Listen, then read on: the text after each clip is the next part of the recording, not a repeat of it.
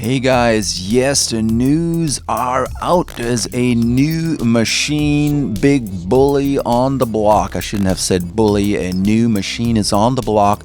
It's called Maschine Studio, and at the same time, a new software for all Maschine products by Native Instruments has been released. It's called Maschine version software 2.0, jumping from 1.8 into something completely redesigned. It's a new software, and they'll charge you $99 for the software alone. And Maschine Studio is going to be $99. Certainly not cheap. So I'm going to be talking a little bit about the new hardware. I'll be talking about the new software and give you my thoughts about, hey, it's not a free upgrade. What's going on with that? $99. Are you crazy or not? And are there some new features? And should you upgrade or not? And then at the very end, talk a little bit about the competition. All right, let's get started. This is the new flagship. It's a slightly bigger machine. Maschine MK2 just came out not too long ago. While a lot of users are still digesting that upgrade, Native Instruments out of a sudden hits us with a monster controller. Lots of colors, a new wheel here, and you have another row, sort of. It's a little bit wider, so you have these buttons. You have the more dedicated buttons. And one of the new things is you have a dual color screen with over, I think it's over 470 pixels wide. Pretty cool. You have also dedicated meters. But let's scroll through what Native Instruments is telling us, and then we'll discuss this a little bit, because this is quite interesting. So, pretty huge studio machine thing, and the way I always say machine, the way Native Instruments is going, this is supposed to be sort of like ballooning into a all-in-one solution, hosting all your plugins, taking on some of the DAW features, becoming sort of like one production central system. This giant control wheel, which there's a ring of light here, pretty cool. And levels, like I mentioned before. And then you have a dual screen. Now, this seems to be a flash animation here, so we'll have to test that in real world, how precise it is, how good it looks like. Now, the premise is look more onto your controller and less on the computer screen. Some people say, hey, you know what? Back in the day, if I had a big computer screen, I would have loved to look at the computer screen on top of my MPC. Why do I have to look back at the controller more? The way I work, once I'm in my workflow, I like it a lot when I can just focus on the control. I can get lost in music more like that, rather than checking on the screen, looking at my knobs, looking back at the screen. Maybe an email came in, maybe, I don't know, notification center and so forth. So it's less distraction. There's sort of a minimalism to it. Check this out here. This shows a little bit more. And then here it seems like you can see a whole entire pattern window, scenes, arrangements, and so forth, even down to the individual events in that dual screen mode. Not sure if that's going to be big enough to really give you a good view, but yeah, definitely I take it. And here's something very interesting. So this is the new meter section. Now, the new meter section, when you work with your 8 groups, there'll be more than 8 groups in the new software update as well. But when you work with 8 groups, so far you only looked at the total meter, and you didn't know if one loop particularly would be driving too hard. Of course, Maschine MK2 and Maschine MK3 remain in the lineup. The price on these will be $999 for Maschine Studio. Maschine MK2 remains at $599. Maschine MK3 $349. The controller also gets more Midi ports and gets foot switches, foot switch connectors in the back, which is great. It also has a power supply in the back. It's not going to run from USB directly anymore. It also gets a power supply in the back. It's not going to run from USB power alone anymore. What else? It doesn't get audio ins and outs, which a lot of people are criticizing. At $999, I would probably agree that, at least a 2-in, 4-out audio interface in this huge box here, huge compared to micro or the Mark II or Mark I, would be in order. My intuitive price point would probably be more like $799 compared to Maschine Mark II, which is already awesome. This is almost doubling the price, being in the $1,000 range. Now, on to the next big thing, and that's really what I want to talk to you about, is Maschine 2.0. Maschine 2.0, the software. So as you can see, this looks here on the left-hand side already quite a bit different than what we had before. There will be a drum synth where you can create your own drum sounds, a lot more. I guess it's an easier access. I can't help it, but there's some elements that have been borrowed from Logic. Now, I also looked at Created Digital Music. Peter Kern here did a great review on it. He had a first look on this thing, and definitely not a hyped review, but a positive review. Look it up. It Created Digital Music. It's in October of 2013, the visual tour of what's new in Maschine. I don't have to read you back that page. There's a little bit of a video in there too. When we look at the new features, and if we look at the new features of Maschine 2.0. Now, Maschine 2.0 is an upgrade that's going to work on Maschine Mark I hardware, Maschine Mark II, Micro, and so forth, and obviously also comes with Maschine Studio. This is a $99 or €99 upgrade. So it's not a cheap upgrade. There's a lot of controversy about that. Why should I have to pay for that? That's a lot of money. I bought the box. You owe me the upgrades. My opinion with that is, well, you're paying for development here. Well, here's what Created Digital Music says. The software is an ambitious release. There's not a single line of code copied from the original. So it's a brand new software.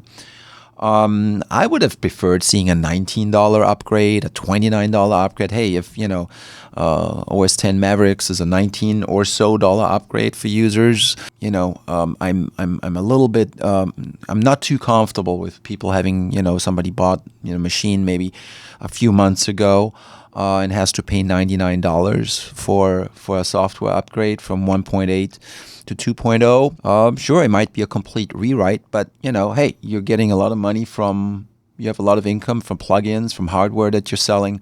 Make it accessible. I hope we're not going into the subscription-based model soon, like Adobe, where you're almost like paying on a monthly basis. That wouldn't be cool. Anyways, but charging a little bit for a substantial upgrade, okay, fine. Keep it reasonable. Anyways, that's a decision you'll have to make on your own. I know there'll be a lot of arguing on YouTube and in the forums going on. So anyway, so those are the new features. Are no more group limits. So there's it used to be 8, and it says now we're going to have 84. No more plugin limit. That's great. There's going to be a mixer page, a Q bus, arranger timeline, easy arrangement features. I can't wait to test that out and play with that.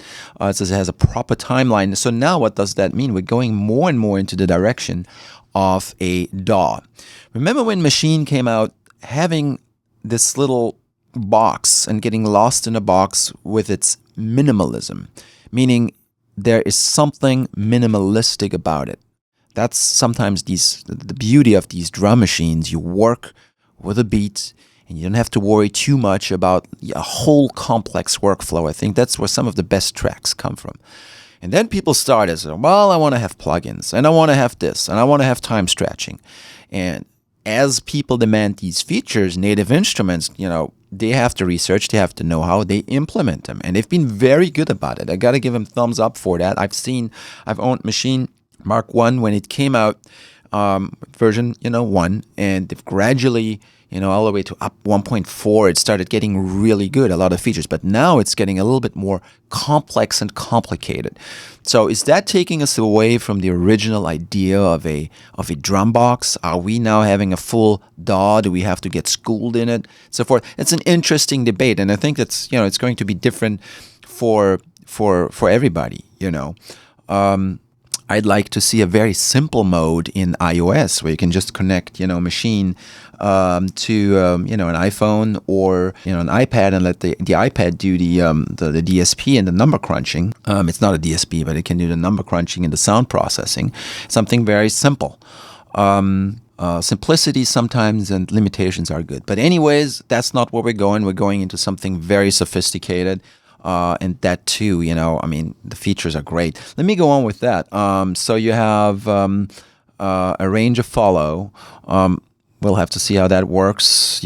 Note repeat has gate. That's great because, that's how you control the rhythm and the feeling. Smarter control mapping. It says improved MIDI handling and parameter mapping. Details on that soon. Well, we'll see. The thing with these softwares is always, how does it work? So me personally, I'm going to wait a little bit with the upgrade and just see how, the bugs are being ironed out. If it's a completely new software, then, you're sort of starting fresh and nothing's perfect from the get-go. What I mentioned before, new acoustic and electronic drum synth models. Great. So you'll have sort of the liveliness and the character of an old drum machine in there, as well as acoustic kits. That's great. So people who bought all these sound libraries, they might not need them anymore or might need less of them. So you get new sounds. That's great. You can also justify that into an upgrade price. A new plate reverb. A great reverb is always good to have. Me personally, I don't have to have 55 different reverbs, just a couple that work very well, and then I'll tweak them. Of course, the user interface has been changed. Retina display support. There's also a video out where they're using Maschine with a Surface, with a Windows Surface tablet. And that's great. That's portability. So I'd like to see that on iOS soon. And, when it's about time to get on stage, it would be great not having to bring a big laptop, but just like a small tablet. That will be awesome. Sort of like a live mode. Here's a cue for you. Here's a hint. A live mode that's simpler, easier access. Easier browsing. Yeah, browsing, to me, it always a little bit of its challenges because it's sort of like a non-visual line entry, and if you make mistakes labeling things in your own library, you sort of like you're stuck with that, and it's kind of hard to organize it. Also, granted, there's not much room on the left-hand side. Sidechain, great. Now we can use sidechains. It's great for compressing things and giving getting a little bit better in the mixing. A new audio engine. 32-bit float summing. Yoo-hoo! I thought we had that already. So I'm not sure what we have right now in Native Instruments Maschine, but let's hear it. Things load more quickly. That's great. Better sampling. So various sample mapping improvements. Zero crossing detection and overlapping samples. We'll have to test that out a little bit. MIDI file import is also another feature. That's great. So you can, grab a MIDI file from a song that you don't necessarily want to, transcribe some complex piano part or some pop song that's out and completely remix it. You just get the notes in, like the piano part or the melody, and then throw in your own instrument. For me, that's a great feature. Record prepare mode. One of my issues I have when I'm recording a bass or a guitar into Maschine is that, let's say I want to record just, let's say, 4 bars. There's no pre-count, so it hits you. You have to sort of like hit it at the very end. I mean, you can set it that it detects it and then it starts recording. But sometimes you touch the guitar and it also cuts off some of the transients because it has to hear the signal first. So I always have to set it that it starts at the next bar, but you have to press it after the last one of the last bar. So you'd have to go when you go 1, 2, 3, 4, and then record on the next one, you have to hit it after the one. So you have 2, 3, 4, and then record. So you don't have much time to hit that record button.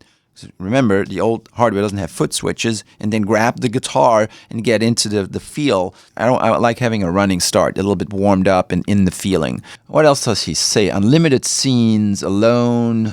Okay.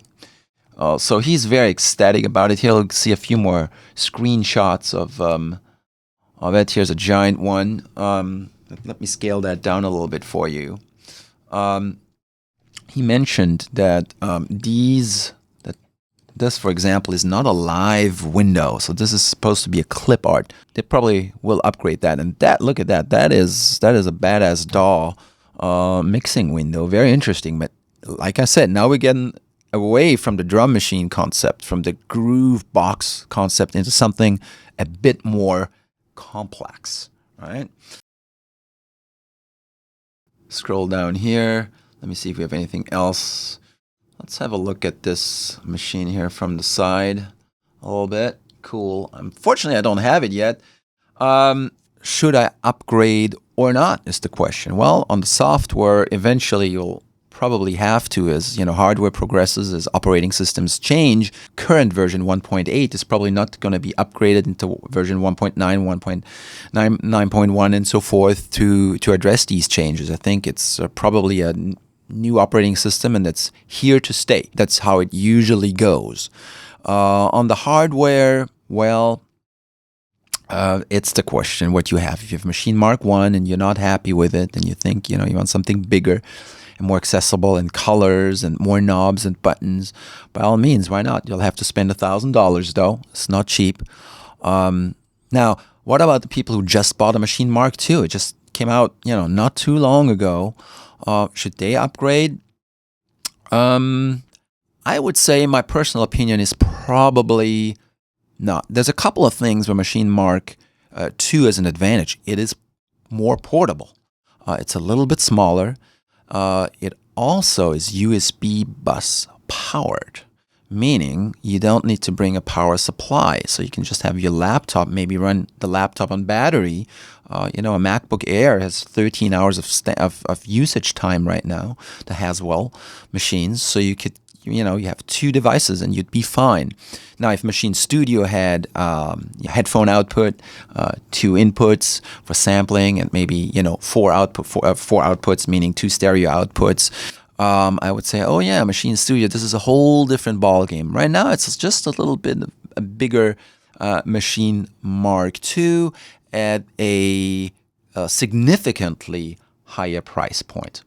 Anyways, these are my quick thoughts on the new product. I think it's great to see that Native Instruments keeps innovating. Hopefully they'll keep it fair to existing users. That would be great. I'd appreciate that as a user myself. But Native Instruments is certainly a company that's not going to go away. A word on Akai MPCs. Well, the Renaissance is out.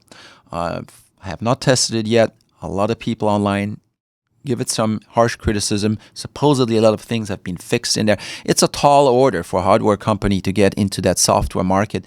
Native Instruments has the advantage there. They've been doing plugins for a long time and then added the hardware part later on. And people want so much.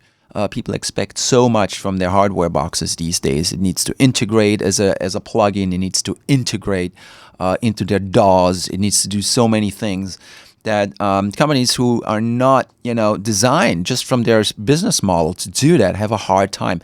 I sincerely hope that Akai is getting their thing, their stuff working well, and that people are using it. Why do I want that? Well, competition. I think competition is great for competition is just fantastic for the market.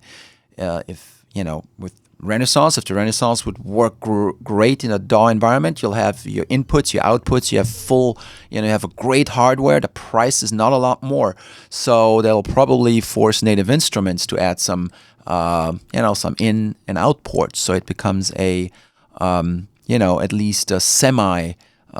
More of a standalone unit. And another option out there would be the Dave Smith Instruments Tempest, which has 6 analog voices. I think it's 2 oscillators per voice, and 2 analog oscillators per voice, and 2 digital oscillators per voice.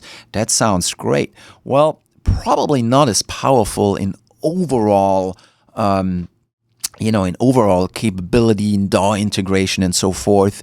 You need a very strong company, again, to pull that off. But I'm hearing analog, and we'll be testing this baby out pretty soon. I'm hearing analog.